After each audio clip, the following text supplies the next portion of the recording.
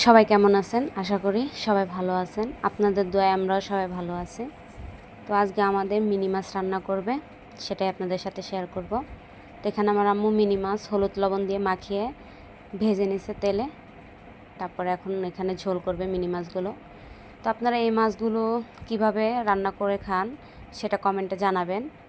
আর আমাদের রান্নাটা কেমন হয়েছে কমেন্টে বলবেন। তো এখানে আমার আম্মু পেঁয়াজ তেলে ভেজে নিয়েছে, এখন পরিমাণ মতো সব মশলা দিয়ে দিচ্ছে।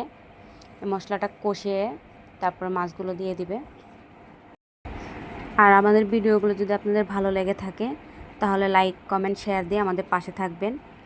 তো এখানে কষানো হয়ে গেছে, তো আমার আম্মু টমেটো দিয়ে দিচ্ছে, তারপর কিছু পানি পরিমাণ মতো দিয়ে দিচ্ছে।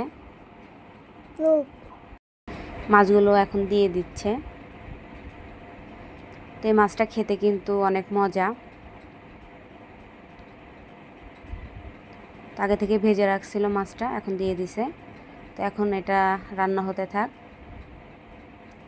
তো এই যে দেখেন আরও কিছু টমেটো দিয়ে দিচ্ছে। তো দেখেন মাছের কালারটা কত সুন্দর আসছে, দেখতেও লোভনীয় লাগতেছে, খেতেও কিন্তু অনেক মজা হবে।